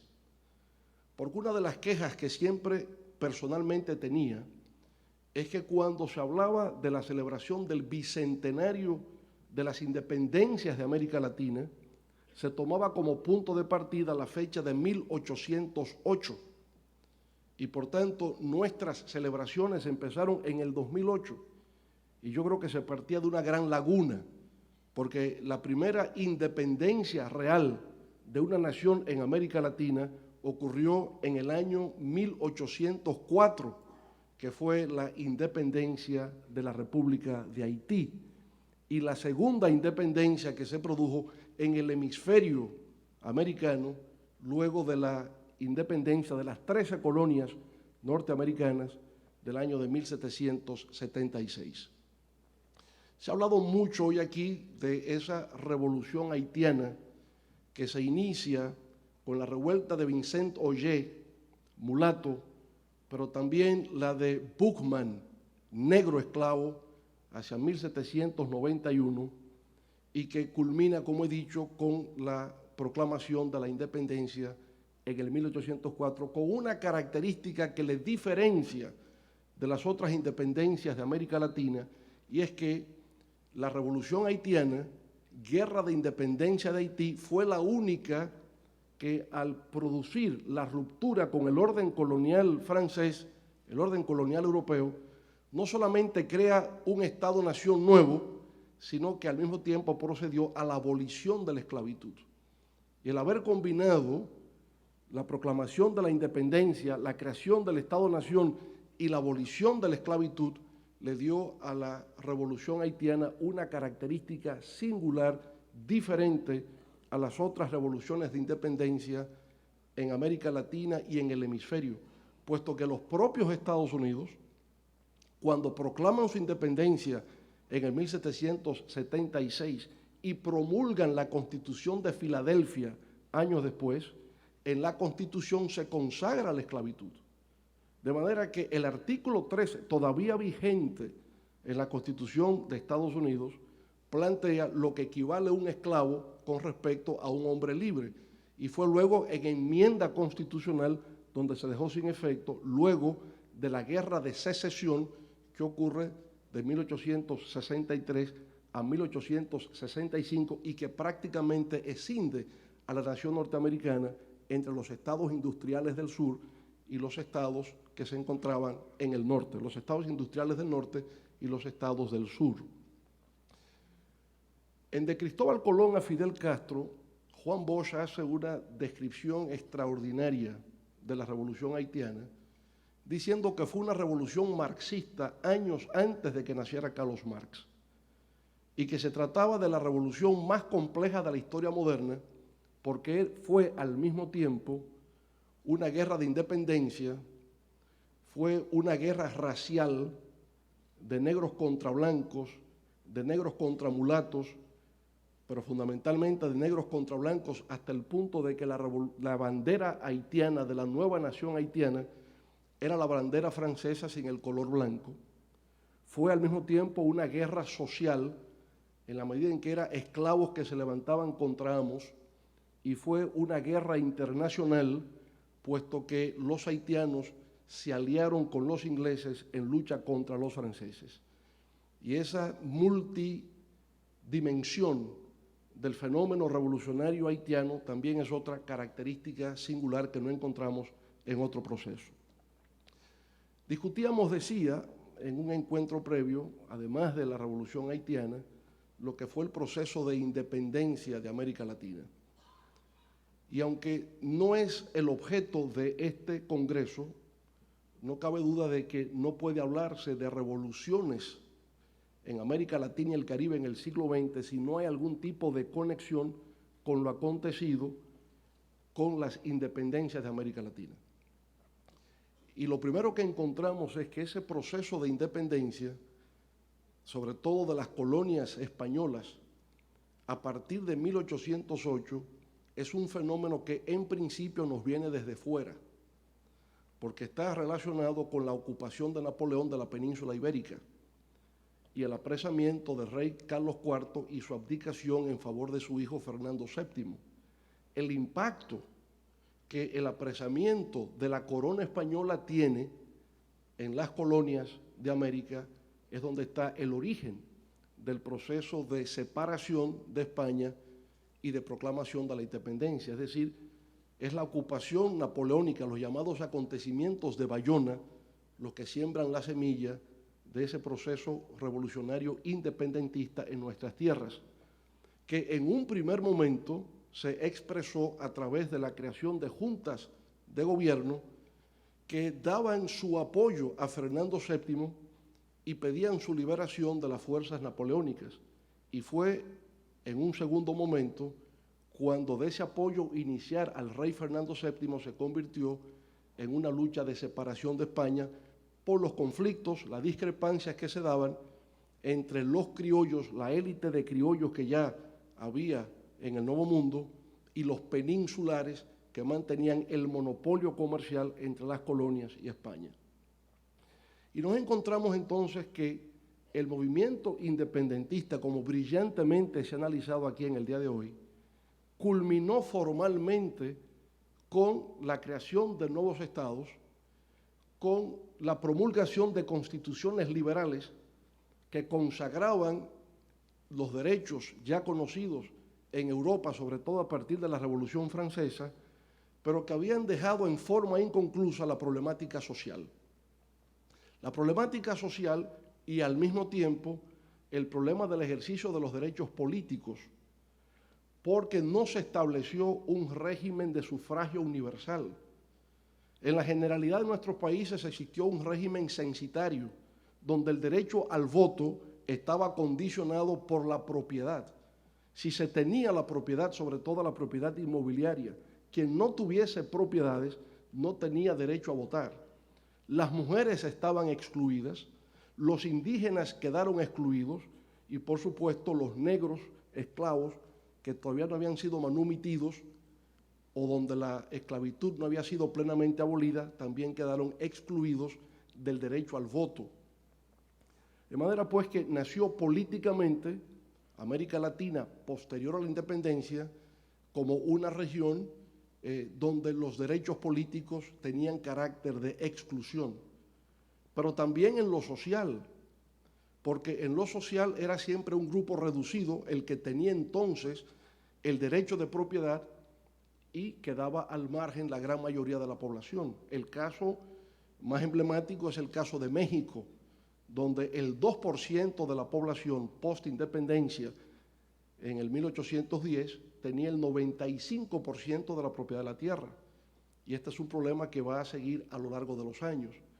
De manera que tuvimos un proceso formal de independencia, de proclamación de estados soberanos, autónomos, con soberanía, pero internamente muy desiguales y muy injustos desde el punto de vista político y desde el punto de vista social, y con unas estructuras económicas y sociales también precapitalistas, de manera que la inconformidad, el disgusto se instaló desde el primer momento. Y políticamente entonces tuvimos caudillos, caciques, tuvimos dictaduras a todo lo largo del siglo XIX y solo excepcionalmente algunos gobiernos democráticos en la región, y eso fue incubando la situación de revoluciones que se van a dar en el siglo XX. Yo creo que es importante esa primera interrogante, cómo es que habiendo tenido guerras de independencia, revoluciones en el siglo XIX, en América Latina y en el Caribe, volveremos a tener revoluciones en el siglo XX. Y yo creo que la respuesta es muy clara, es que las revoluciones de independencia dejaron sin resolver el problema del acceso al poder político y el problema de carácter social. Y vamos a encontrar la primera respuesta a ese problema del acceso al poder político y a la inequidad social en la Revolución Mexicana del año de 1910, tan magistralmente explicada aquí esta noche por el profesor Franklin Knight. Pero lo primero que encontramos es, justamente en lo político, a un Porfirio Díaz que después de la muerte de Benito Juárez, en el año de 1876, toma el poder y se mantiene en el poder a través de 7 reelecciones consecutivas hasta el año de 1910. Y ya en el 1910 es un fraude electoral que se realiza para impedir que Francisco Madero, que había sido parte del gobierno de Porfirio Díaz, pueda alcanzar por vía democrática el poder en México. Francisco Madero es apresado. El mismo día de las elecciones, el candidato opositor es sometido a una privación de libertad. De manera que ahí no podía hablarse efectivamente de elecciones libres, puesto que al dirigente opositor, al líder del partido opositor, el mismo día de las elecciones se le va a encarcelar. Y es desde la cárcel que don Francisco Madero lanza su proclama en contra de Porfirio Díaz y se inicia la revuelta que al año siguiente, en el 1911, produce la caída de Porfirio Díaz. Francisco Madero llega al poder, pero como saben todos ustedes, permanece poco tiempo porque fue asesinado por las huestes de Victoriano Huerta.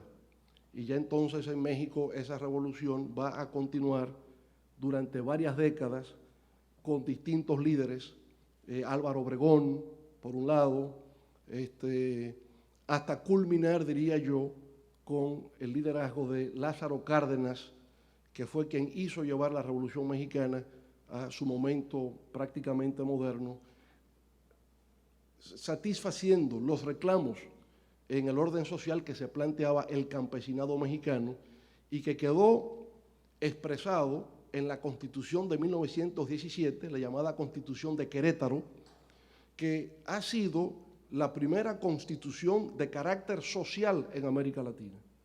Todas las constituciones previas fueron constituciones liberales, en el sentido de conceder derechos y libertades, pero la primera constitución de carácter social que en su articulado confiere el derecho de los campesinos a la tierra, que confiere el derecho de los trabajadores a la sindicalización, el derecho de los trabajadores a la huelga, el derecho de los trabajadores a la negociación colectiva de los contratos de trabajo. Esa fue la Constitución mexicana del año de 1917, una constitución verdaderamente revolucionaria que colocaba en la agenda del momento el hecho de que había que ir más allá de una constitución que consagrase derechos civiles y políticos e incorporase también derechos sociales que se respetasen en la práctica. De manera que resulta sintomático de que la Revolución Mexicana, que se inicia en el 1910, es exactamente en el centenario de la independencia de México. Y si esa revolución se produce 100 años después, es porque la independencia de México dejó temas sociales y políticos inconclusos que solamente esa revolución pudo llevar a cabo. Después de la Revolución Mexicana, diríamos que los grandes acontecimientos o los acontecimientos de mayor importancia en la región van a tener lugar como consecuencia de la Gran Depresión del año de 1929. Los años 30 en América Latina van a ser años sombríos porque esa gran crisis económica lo que hizo fue en el orden político generar y promover dictaduras. En la República Dominicana lo sabemos muy bien. La dictadura de Rafael Leónidas Trujillo, que se inicia en el 1930, es una consecuencia o resultado directo de la Gran Depresión de 1929. Pero lo mismo ocurre en Guatemala con la dictadura de Jorge Ubico o la dictadura de El Salvador con Maximiliano Hernández. Son dictaduras que responden a la problemática económica generada por la Gran Depresión. Y por supuesto, esas dictaduras a su vez se van a convertir en el motivo de las revoluciones que vamos a ver en cada uno de estos países posteriormente. Es el caso también, por supuesto, de Anastasio Somoza en Nicaragua, otro fruto político de la Gran Depresión de los años 30. El otro momento, todavía en los años 30 podríamos decir, y que fue muy bien matizado por el profesor Franklin Knight, encontramos la emergencia de una modalidad revolucionaria de la época en la medida en que era la negación de la oligarquía terrateniente y de la oligarquía minera surgida post-independencia, y me refiero al fenómeno populista, una alianza social entre sectores profesionales emergentes, un sector industrial también naciente, vinculados con sectores laborales. Esta alianza, que es lo que en la historia de América Latina de alguna manera identificamos como populismo o Estado populista, como negación del Estado oligárquico tradicional, encuentra su expresión en Getúlio Vargas, por ejemplo, en el caso de Brasil, el varguismo, pero también el cardenismo en México viene siendo esta expresión de populismo, o el caso de José María Velasco Ibarra en el Ecuador, o el caso de Víctor Raúl Haya de la Torre en el Perú, son todas expresiones populistas que empiezan a articularse a partir de los años 30. El otro gran momento es inmediatamente posterior a la Segunda Guerra Mundial, 1945. Venezuela, en este caso, llama la atención.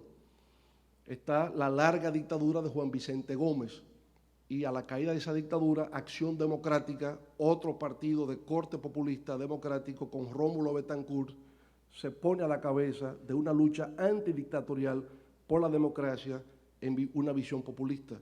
Es el caso de Costa Rica, 1948, con José Figueres. Ante una situación de fraude electoral, por vía de las armas toman el poder y se lleva a cabo la revolución costarricense, identificada como izquierda democrática, pero también, diríamos, de carácter populista. Y llegamos entonces ahí, a los años 50, y obviamente que el acontecimiento más trascendente e importante va a ser la Revolución Cubana. Pero también cuando hoy día reflexionamos sobre la Revolución Cubana y sobre su liderazgo, algunas interrogantes surgen. 1952 se produce el golpe de Estado de Fulgencio Batista, pero en ese año debió haber terminado el gobierno de Carlos Prío Socarrás. Hay un joven líder recién salido de las aulas universitarias, Fidel Castro. En el año de 1952, Fidel Castro está pensando ser candidato a diputado por la provincia de La Habana. No está pensando en una revolución, está pensando en ser representante de su comunidad ante el Congreso. Pero el golpe de Estado de Batista va a modificar radicalmente la situación. En Cuba, entonces, con ese golpe de Estado, como donde quiera que había dictaduras en América Latina, se plantea entonces el problema de cómo se accede al poder. Y la respuesta de Fidel al golpe de Estado de Batista es el asalto al Moncada, el 26 de julio de 1953.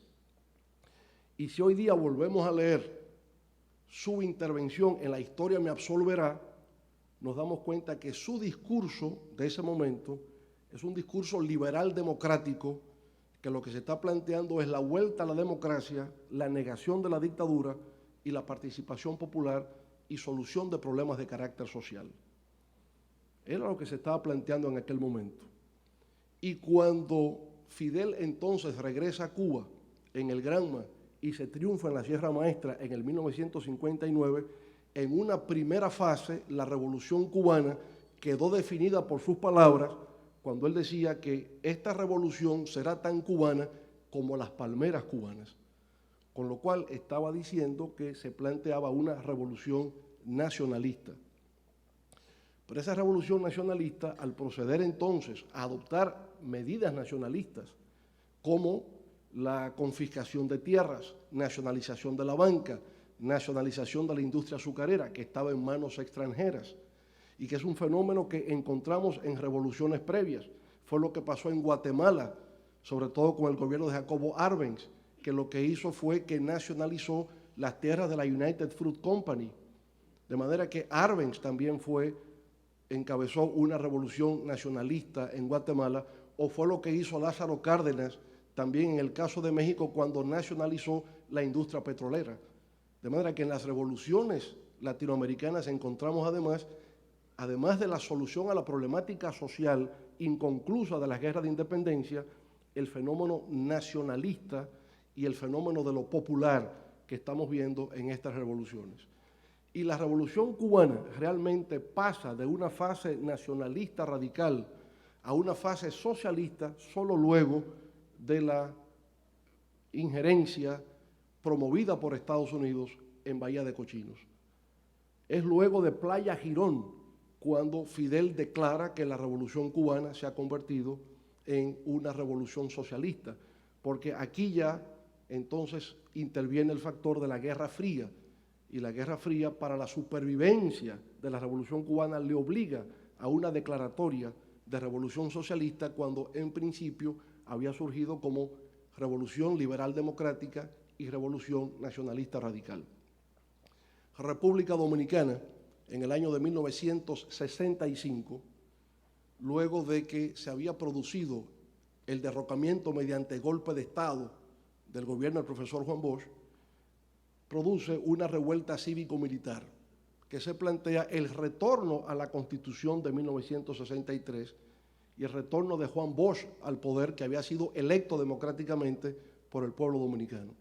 Pero en ese momento la revolución constitucionalista dominicana quedó atrapada en las redes de la Guerra Fría, porque Estados Unidos ordenó una intervención militar masiva planteando que había que evitar que la República Dominicana se convirtiese en una segunda Cuba. Claro, perdió de vista que el movimiento revolucionario de abril del 65 no se estaba planteando un programa socialista en la República Dominicana, se estaba planteando la vuelta a la democracia y la vuelta a la constitucionalidad.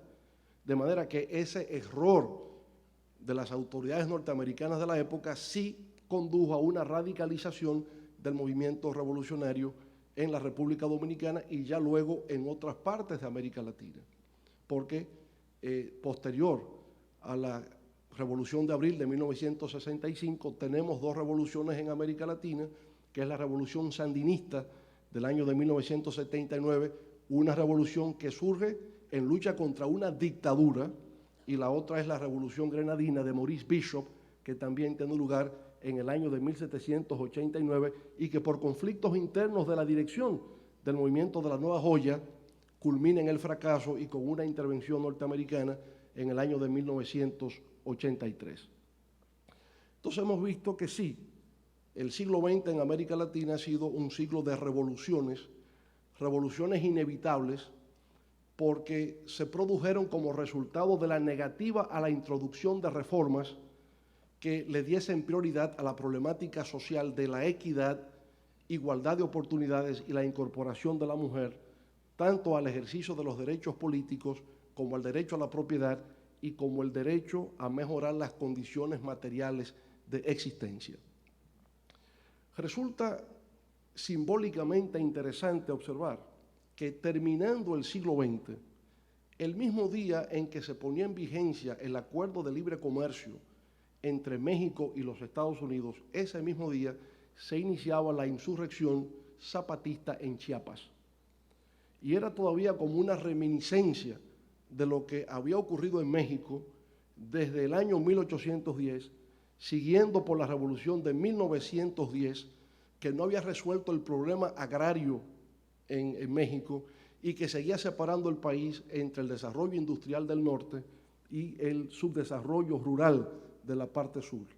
Ese movimiento zapatista, el Ejército de Liberación Zapatista, que se lanza a partir de 1994 en contraposición a lo que fue el Acuerdo de Libre Comercio, simboliza un poco lo que todavía está vigente en América Latina y que se ha ahondado en los últimos años en el sentido de que la aplicación de modelos de desarrollo económico que ya no responden a las necesidades de bienestar, de progreso, de modernidad y de desarrollo que tienen nuestros pueblos. Y así pues llegamos al siglo XXI, en un momento donde, además de nuestros problemas internos, tenemos los problemas de la globalización, el impacto que está teniendo en nuestros países, la financiarización de la economía global, el hecho entonces de buscar respuestas en el ámbito nacional y en el ámbito regional a esos problemas que nos vienen desde fuera.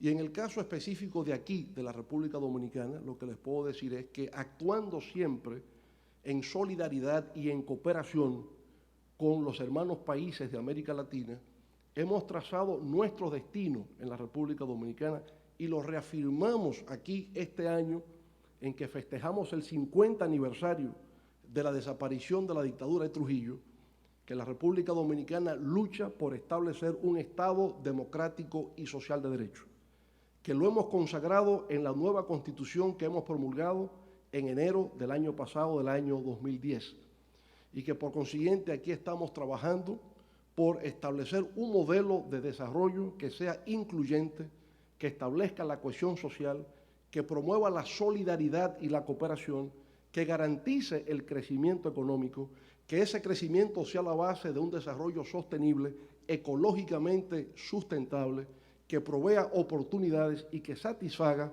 las necesidades de una educación de calidad, que permita la inserción de la República Dominicana en el marco internacional, que dé solución a los problemas de salud, los problemas de seguridad social, de seguridad ciudadana, de viviendas, de acceso a todas las comunidades y beneficios de la modernidad del siglo XX y que ya se proyecta hacia el siglo XXI. Me refiero a agua potable, electricidad, pavimentación de carreteras, demandas de una sociedad premoderna, pero que todavía cohabitan con los reclamos de una sociedad moderna del siglo XXI. Así estamos. Hablamos aquí en la República Dominicana de que en estos momentos llevamos a cabo una revolución democrática institucional que por vez primera en la historia nacional pueda conciliar una aspiración democrática de libertad y de participación con un proyecto modernizador de reformas profundas en el ámbito económico, social, político, cultural, científico y tecnológico. Nosotros entendemos que una revolución es como un movimiento sísmico en una sociedad. Una revolución es un terremoto político que solo tiene lugar en la medida en que ha habido una negación a aceptar las reformas inevitables que tienen que producirse en una sociedad. Y en la medida en que se niega constantemente por los poderes establecidos la inevitabilidad del cambio permanente, entonces surge este sismo telúrico de la historia que llamamos revolución. Aquí estamos en revolución, pero es una revolución pacífica que cuenta con el respaldo del pueblo dominicano. Bienvenidos a todos ustedes a este gran encuentro internacional de historiadores de América Latina y del Caribe. Muchos éxitos y muchas gracias.